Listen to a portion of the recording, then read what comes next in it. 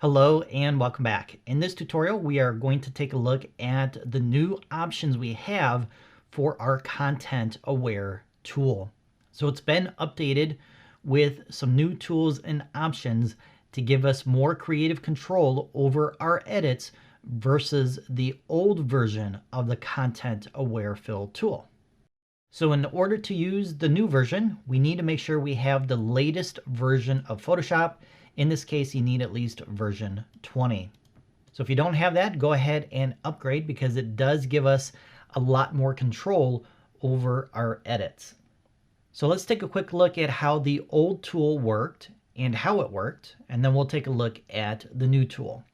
So for either one, we need to make a selection around the object or the subject that we want to remove, and then we just need to select Content Aware Fill in this dialog box here. Then Photoshop will do its magic and the subject magically disappears. So this is how the tool works in a nutshell. You make your selection and you're telling Photoshop, I want to remove anything on the inside of the selection. So this subject has been selected, I want to remove it. So Photoshop will then take a look at the rest of the image and it's going to sample from that entire image to fill in the area selected, and thereby it removes your subject. So for images like this where you have a simple background, it's going to work fairly easy and quickly. When you get into an image that has a background with a lot more texture and detail, it's not going to work as well as the other image, although it still does a pretty good job. So the bridesmaid is gone, but if we take a closer look at the bricks on the inside here, we can see they don't line up perfectly with the bricks on the other side. So Photoshop is basically sampling this area over here to fill in the bridesmaid. So we may need to go in with our stamp tool to do a better job of lining up the bricks and fixing what Photoshop filled in for that particular section. And even down here in this area here, we have some bricks that are being added from over here down here. So in this case, we may need to come in with our stamp tool from over here to fill in that area to make it look a lot better than it currently is right now. Now let's compare that with our new Content Aware Fill options. So again, we need to make a selection of the subject that we want to remove. Once we have the selection, we go back up to Edit. This time we go down and we select this option that says Content Aware Fill versus this option. So once you select that, you're presented with a new interface and you can see the subject has magically disappeared. But if I zoom in, you can see it's taking part of the shoreline up here to fill in as well. And this is where the benefits of the new tool come in, because as you can see, our original image over here on the left has a green overlay or a mask over it. And that's the area that Photoshop is sampling from to fill in the area selected. So with our new tools and options, we can actually tell Photoshop, do not select this area for sampling to fill in this area. So I could basically take everything from the shoreline up and remove it from that sampling area. And we can do that because we have a brush tool available for us once we get into this new interface. So I'm going to go ahead and remove it so I can show you how this works. So I'm just going to start up here above the shoreline, go across, and then just remove the rest of the top of the image. And in our live preview, Photoshop will update what we're working on, and it will no longer take that background that I removed as part of the sampling to fill in that area. And as you can see, it did a pretty good job. Now there may be some areas in here that I need to go in and fix a little bit to make it look a little bit more natural. And we have some other options over here that will allow us to fine tune our edit. So already you can see the benefits of telling Photoshop exactly where to sample for editing that particular image. Let's take a quick look at our tool options over here, and then we'll come over here to this panel to look at all of these options over here. So we have some basic tools that we can use just like we use any other time we're working on a project in Photoshop. We have our brush tool, and we have a couple tool options up here. We can change the size of the brush. We can add or remove from our selection. So by default, we have remove from the overlay area. If we want to add back, we can use this icon here, and then we can add back to it, and then Photoshop is going to sample from this area and this area down here. You can also use your Alt or Option key to switch back and forth between removing or adding to the overlay.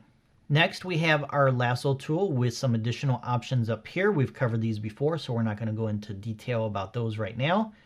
So maybe you selected too much and you want to tighten up your selection. Well, you can go in here and add to your selection, or if you hold down your Alt or Option key, you can remove from that selection. And again, every time I do something over here, it's going to be updated over here in the preview window. Next, we have our little hand icon in order to navigate around the image. If we're zoomed in too much, we need to see the rest of the image. We can use the hand tool, but I prefer using my space bar, which will give me that hand tool, and then I can move around the image as needed. Once I release the space bar, I go back to the last tool that I was working on. I just find that easier to use versus coming over here and selecting the hand or using the keyboard shortcut for that tool. We also have our zoom tool, which we can access with the letter Z. We can turn on or off scrubby zoom. We can fit it into the screen. We can fill the screen 100%. So whatever you need as you're working on the image to fine tune your selection for the sampling of your image. So we're not going to go into detail about all these tool options because we've covered those in a previous lesson. So over here to the right, we have another panel with additional tool options to help us with our editing, and we can fine tune the edit to get better results from these options. And then once we're happy with those selections and we get the result we want, we can then output it to a new layer. So at the top, we can turn off the sampling area. I prefer to have it turned on. So I can see what I'm adding and removing from my selection. We can also increase or decrease the opacity of the overlay, and we can also change the color, which is helpful in case we have an image with a lot of green. We can change it to something else. And then by default, we have indicates the sampling area. If we put excluded area, it's going to be the opposite of what we had previously. And now we can see that these areas are not being sampled. I prefer the default, so I'm just going to leave it on sampling area. And then we have some options for the fill area of our selection. So we have color adaptation and rotation adaptation, and then a couple options down here. Now the old tool had a color adaptation, but you only had a single option. You didn't have a menu of options like we do now. So if you wanted to use color adaptation, which is just basically blending in the colors and the textures as it fills in, then you could check that on the old Content Aware Fill tool. But now we have some more precision and control options for increasing or decreasing the color adaptation based on the color, the texture, and the contrast. So we have a default option, which is the old option we had available. We can now turn it off to see if we get a better result. So anytime you make a new selection here as well, it's going to update your preview with those new options, and then you can see if you get a better result or not. It's actually worse with it turned off. We can also try a higher setting and a very high setting, and then we can decide which one we think looks better. In this case, I think very high works much better versus default.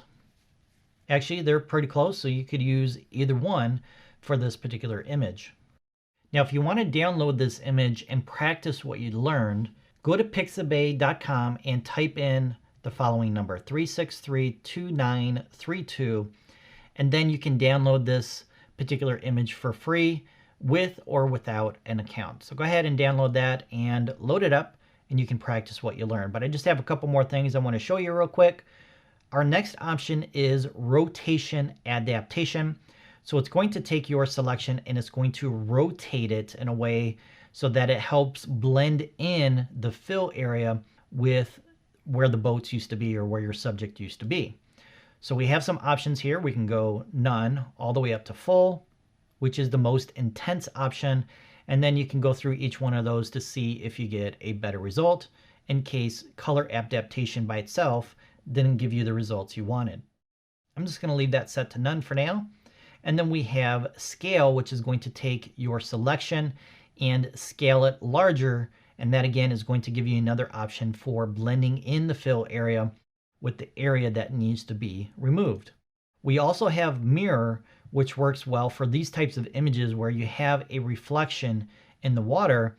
That way the fill area is filled in correspondence with the background. So if we turn that on, we're going to see some trees coming in down here where they weren't before. So in this case, it does look a little bit better, but over here, it's kind of bringing in some trees over here in this area, and there's really no trees like that over in this area. So it's kind of expanding it a little bit too high, so then we may need to go back and adjust our color adaptation to see if maybe we can blend that in a little bit better with one of the other options. Again, I don't like that option there, so we might try high. And again, I think very high worked best for this particular image with mirror turned on. But again, we can come over here and grab our brush with the letter B and remove part of the overlay sampling area in a particular part of our image to see if we can help blend that in a little bit. And I think that did a pretty good job right there. We may need to go in and add some more to that removal to see if we get better results. So it's just a matter of working with the tools you have available until you get the results you want. But I wouldn't spend too much time trying to fine tune this in this particular interface. Instead, I would output it to a different layer and then use other tools like a healing brush tool or a stamp tool to fix something that's maybe very minor, because you can spend a lot of time going in here and trying to figure out exactly where Photoshop is sampling from in order to make it perfect. So I would think of this as a starting point, and if you're not getting what you want, export it to a new layer and then work on it in that new layer with your other tools. So once you are happy with the results, or if you do need to output it because it's not giving you the results you want and you need to edit it with other tools, you have some options here. So if we use current layer, it's going to replace your layer with your boats. And then if you save it as a JPEG file and flatten it, well, those boats are gone forever. That's working destructively. So I really don't see an option for current layer unless you know for sure you're not going to need those subjects back. Personally, I prefer new layer or duplicate layer. I will select new layer if I like the results and I don't need to do anything else to the edit. So what it's going to do is it's going to take the content on the inside that has been filled in. So basically this area here, and it's going to create a new layer based on that new filled content area. If we select duplicate layer, it's basically going to take this preview image and create a whole new entire layer based on the results that you got here. So I would use this option when I know I need to go back and make some additional edits to the area that was filled in to fine tune my edit. So I'm going to go ahead and do that. I'm going to click OK. And now we can see that new layer is being applied above the old layer. And I can deselect this with Command or Control and the letter D. And then if I need to, I can come in with my stamp tool or my healing brush tool and blend this area in a little bit if needed, because it didn't give me the results I wanted. So that's how you use the new Content Aware Fill tool. Again, you may need to use additional tools in conjunction with it, but I think it gives us a lot more precision and control versus the old tool with all the new tool options. And I think we're going to get a lot better results a lot faster with these new tool options versus the old option. And I think that's why Adobe gave us the old option as well, because depending on the image it may work faster than the new one. Instead of loading up an interface and trying to work with all these different options and the overlay and everything else, sometimes it might be easier just to use the old version depending on the image. If you have any questions, please post them in the Q&A section. Thanks for listening and have an awesome day.